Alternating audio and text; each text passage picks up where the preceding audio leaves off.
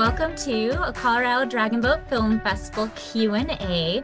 I am honored today to have the filmmaker for The 3-Day Nun. Lava is here. Thank you so much for joining us. I would love to start us off by just having you go ahead and introduce yourself and kind of giving us a little bit of background on the film. Okay, great. Hi, Sawadika, Chanchit Lavaka. My name is Lava. I'm first generation Thai Isan, and my film, The 3-Day Nun, is a short documentary about my experience about a year ago with my family, where they had me do a traditional type of nun experience that my family's done for generations. Wonderful. Yes. And the short film is absolutely amazing. It's so beautifully done. What was the motivation behind the creation of the film? Oh, thank you. The motivation was actually my family. I was on this own personal healing journey, like I kind of briefly mentioned at the beginning of the film. And as a first generation Thai American, I kind of have an idea of Buddhism. And when I went back to Thailand, my family's like, actually, here's the traditional thing. We go to the forest and we can become a nun or a monk for whatever duration. 3 days is fine if that's what you have. But my family asked me to document it because they really wanted to share our type of Buddhism and our traditions with others. And they wanted me to see from my point of view, as a family member, but also as a Thai immigrant in another country, what it did for me. And so when I started filming, I actually didn't know what the story was. I had no idea. This is what happened. Well, it worked out beautifully. Absolutely loved it. And that's so amazing that you got to experience that with your family. And that's really awesome that your family was very encouraging on you creating this documentary. I would love to maybe hear a little bit more about your experience in Thailand. Did you have anything that surprised you or the overall journey, how you felt spiritually going back? Yeah, thanks. I think what was interesting was I had this notion that I was going to go on this meditation retreat in the forest and I was going to become Zen and it was going to be peaceful and it's going to find some kind of enlightening message. But actually, what I found was a community I didn't realize I was going to experience. Like it was something I don't have in the United States, which I love my life here. But when I'm back in that traditional setting where people really take care of their spirituality and they take care of their monks and their nuns and they take care of each other differently, like the alms giving in the morning really moved me a lot more than I expected. I've given alms in the morning and I've enjoyed doing it from that perspective. But when I had to walk through the forest in the dark and witness people with so much joy in their hearts, just so happy to be there to give alms, I think that was more healing than anything I ever expected. I really enjoyed that. And it's something I can't learn from a book. I just was really nice. And I was very mindful of the idea. I was like, wow, my family's done this for generations. And I was imagining my grandmother, my great grandmother, my grandfather was a monk up until his death. And my great grandparents were monks and nuns. And I just sat there and it really hit me like this is part of who I am. And it was really powerful. I loved it. That is amazing. And our theme for this year is representation. So it's really amazing to hear that story of you going back to the country that your family's from and really experiencing that spirituality and just that feeling, it sounds like, of home, which is something I've kind of experienced as well when I've gone and visited Japan. But did it feel like home, kind of going back to your roots? Yeah, it's interesting to explain, and I'm glad you get that connection because it's like when I get in Thailand and specifically of the Isan region, I feel very connected. And it's not that I'm not connected to this type of home, but when I'm in Thailand and I'm with my family and the spirituality there, I definitely experienced the home aspect, and I felt like it really found a part of me that I had been missing for a while. Mhm. And that kind of leads me into my next question. What do you hope for people to get out of viewing your film? Do you hope for them to kind of want to go to Thailand or want to go back to their roots, or anything like that? What I would hope for is that we find our own spiritual path, whatever that may be. And it's not because of my connection to Thailand, I feel that. And I don't think just if they go to Thailand, they're going to get the same connection because I don't know if they would or not. I can't speak to that.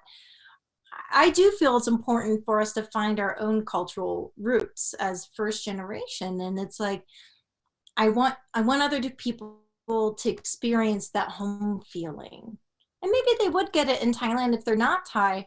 However, I think if they would really try to connect and find their roots, I imagine they'd find their own type of healing as well, and their own connection to their ancestors.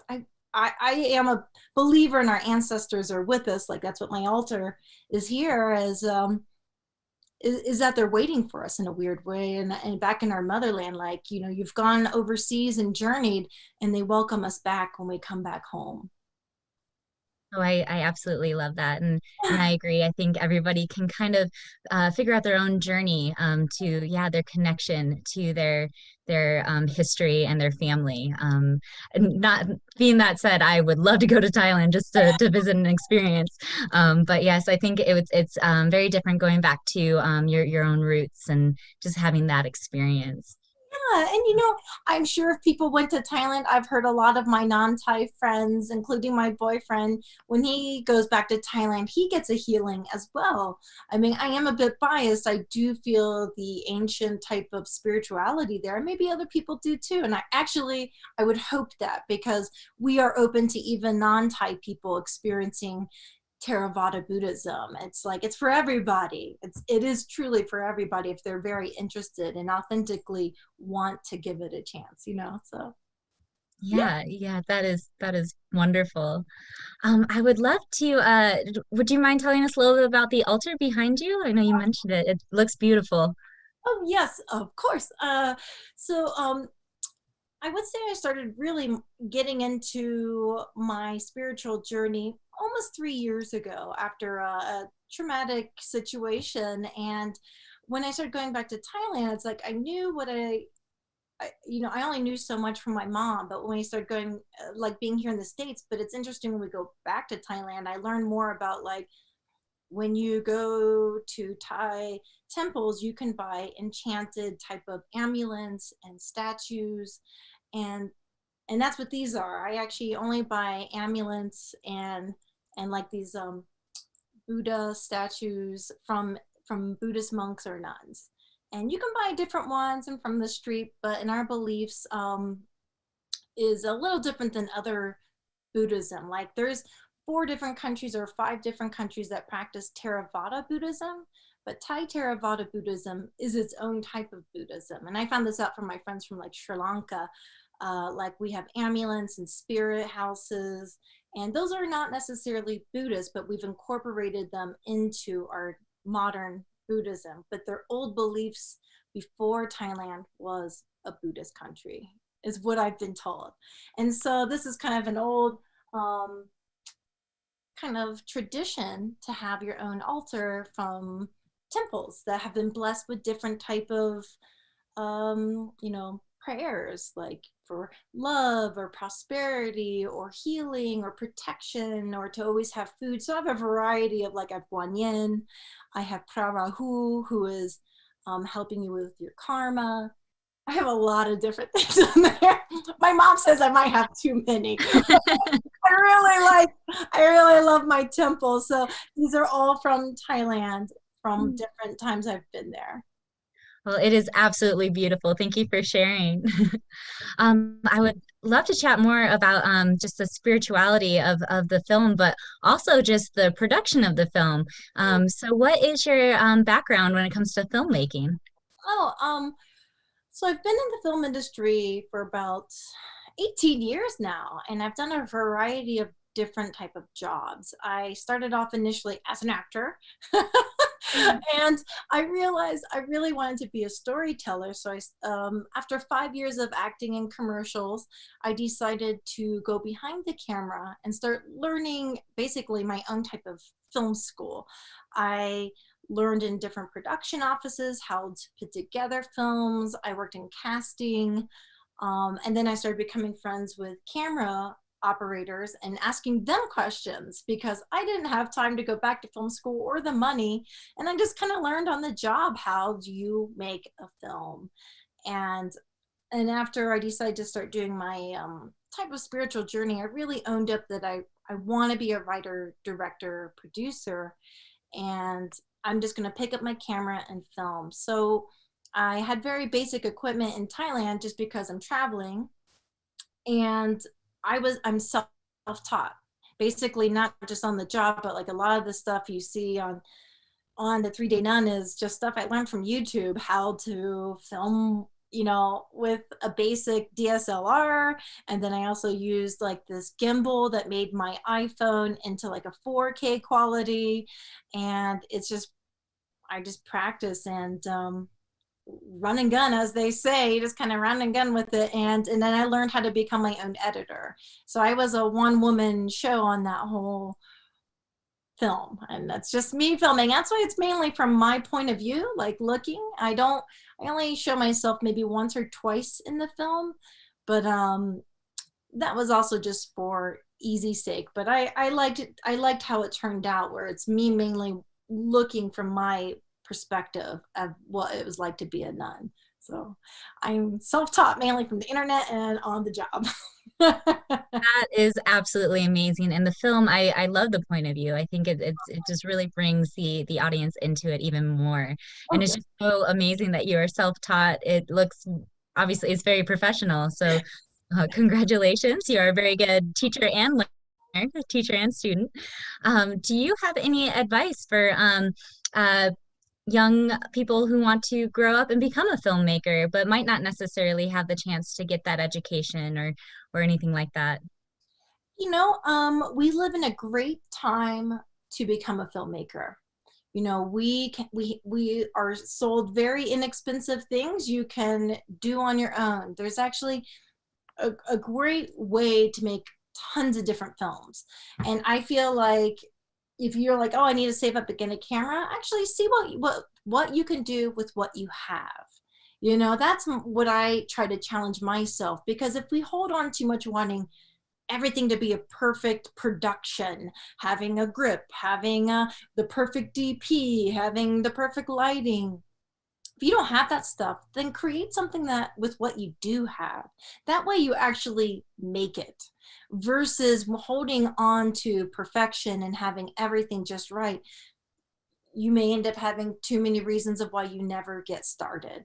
I say just get started and just learn how to tell a story. To me, it's like study storytelling, and also know you don't have to follow the exact formula of film school. What I think we're learning now, it's like we want a variety of diverse storytellers, and it's like we want to be able to tell stories the way our communities talk, and it's like we don't all tell stories the same. And you'll find that you can make the best project in the world and people won't like it, but you can make the worst project in the world and have fans. And my point is that just make it, because you're going to reach somebody that really values what you've created. You end up finding that you're going to find people who won't like it and people who will like it, and just accept that from the beginning. Just make your projects. We need more storytellers, I think. Oh, I absolutely love that. And I think you're right. Yes, just take the steps and do it. And people are gonna love it.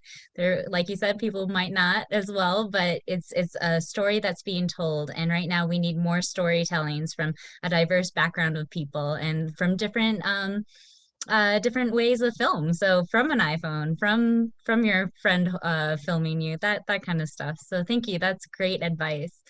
And I know I could talk to you forever, but we're a little limited on time. So the last question I would like to ask is just what can we expect next from you? Are you working on anything right now?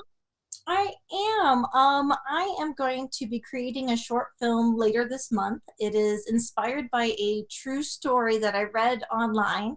I started getting very interested in the history of Asian immigrants to this country, and I used to be in casting for like westerns, and on the westerns they're like, well, everybody is Caucasian, and I'm like, that can't be true. And so I started doing my own type of history, like there had to be diversity at one point. When did Asians come over? And I stumbled into a story from the 1800s of a Chinese woman who dressed up like a man. And back then, almost 90% of Chinese women were forced into prostitution. And it was stuff I've never been taught. I was like, I didn't know any of this stuff. I was like, I had no idea. So it's a very short film, but it's something I feel very driven to make because it's a perspective of an Asian woman immigrant and the hardships they faced as immigrants that kind of are still relevant today for the Asian American community. People don't realize the racism towards Asians have happened since the 1700s. It's not nothing new. This is stuff that's been happening with the rise of anti-Asian racism is actually not a new thing. It's just that we have platforms now to bring awareness to it. And so I'm hoping that this short film will also bring up awareness that the anti-Asian rhetoric has been going on since the 17 and 1800s. That sounds like such an important film, and I hope we can maybe showcase it for our next film festival. Oh, Thank you great. so much for creating or for filming this in the future, and then giving a voice to a story that is untold. Oh, And I think that's really important. But thank you again so much for joining us on this quick Q&A, and I hope everybody here, if you need more information on Lava, how can they get in contact with you? I would say the best way is my Instagram account, and you can find me at Life with Lava. That's where I am. I love that. Wonderful. Well, thank you again so much, and we look forward to working with you in the future. Thank you so much. I really appreciate it. Thank you so much, Sarah, and everyone at the Colorado Boat Film Festival. I appreciate it.